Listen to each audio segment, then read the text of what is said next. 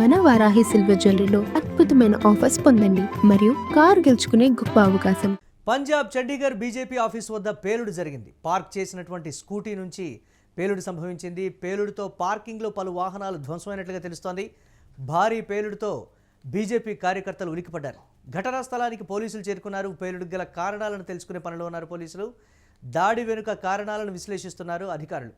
ఎవరిదైనా హస్తం ఉందనేటువంటి కోణంలో కూడా దర్యాప్తు జరుగుతోంది.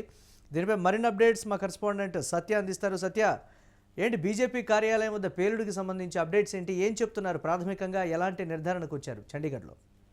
చండీగఢ్ లోని సెక్టర్ 37 లో ఉన్నటువంటి పంజాబ్ బీజేపీ రాష్ట్ర కార్యాలయంలో ఒక్కసారిగా ఏదైతే కార్యాలయం బయట ఉన్నటువంటి స్కూటీ నుంచి కూడా పెద్ద ఎత్తున పేలుడు సంభవించినట్టు తెలుస్తా ఉంది.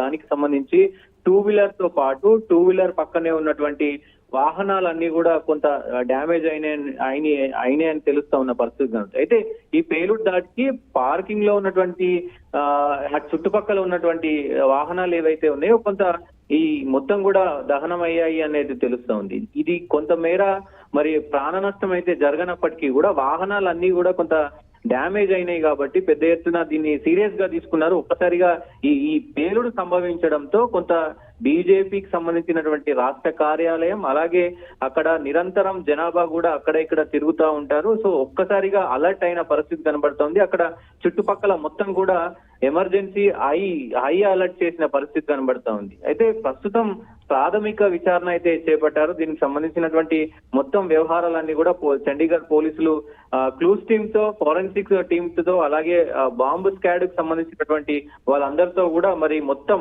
అయితే స్కూటీ దగ్గర ఆ పేలుడు సంభవించిందో ఆ పేలుడుకు సంబంధించి కూడా మొత్తం అన్ని క్లూస్ ను కూడా మరి దర్యాప్తు చేసిన పరిస్థితి కనబడతా ఉన్నాయి. ఈ నేపథ్యంలో అక్కడ నగరం అంతా కూడా అక్కడ నియర్ గా ఉన్నటువంటి ఆ నగరం అంతా కూడా హై అలర్ట్ అయితే ప్రకటించారు. పోలీసులు కొంత అప్రమత్తంగా ఉండాలి అంటూ కూడా చెప్పిన పరిస్థితి అయితే కనబడుతోంది. పోలీసులు ప్రాథమికంగా మరి ప్రాథమికంగా సీసీ కెమెరాలను చెక్ చేస్తా ఉన్నారు.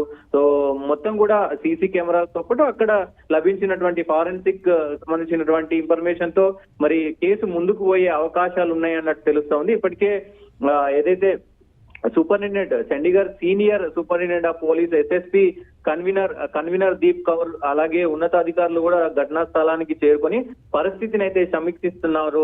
పోలీసులు ప్రస్తుతం సీసీ కెమెరాలను విశ్లేషిస్తున్నారు. దాంతో పాటు అక్కడ ఎవరైనా అందరినీ కూడా అడిగే ప్రయత్నం చేస్తా ఉన్నారు. అక్కడ ఇంతకు ముందు ఎవరైనా తిరిగిన అనుమానాస్పదంగా తిరిగిన వాళ్ళు ఎవరైనా ఉన్నారా అంటూ కూడా అందరినీ అడిగి తెలుసుకుంటా ఉన్నారు. దీనికి సంబంధించి మొత్తం కూడా భద్రత పెంపు పొందించిన పరిస్థితి కనబడతా ఉంది.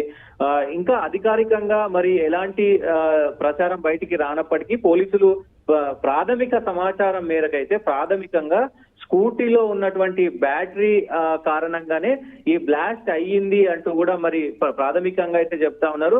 దీనికి సంబంధించినటువంటి పూర్తి వ్యవహారం అంతా కూడా మరి ఫారెన్సిక్స్ నుంచి రావాల్సిన అవసరం ఉంటది కాబట్టి అది వచ్చిన తర్వాత దీనిపైన ఒక స్పష్టమైనటువంటి ఒక నివేదిక కానీ స్పష్టమైనటువంటి అవగాహన దీనికి సంబంధించి మొత్తం కూడా డీటెయిల్స్ వచ్చే అవకాశం అయితే కనబడుతా ఉంది. అంటే ఆ కుట్ర కోణం కూడా సంబంధించి ఒకంత వార్తలు అయితే వినిపిస్తున్నాయి కదా, దీన్ని ఏ విధంగా చూడాలంటారంటే ప్రస్తుతం ఉన్నటువంటి రాజకీయ నేపథ్యం కావచ్చు లేకపోతే ఇతరతర పరిణామాలన్నింటినీ కూడా ఇప్పుడు చర్చకు వస్తున్నాయి కదా, దీన్ని ఎలా చూడాలంటారు?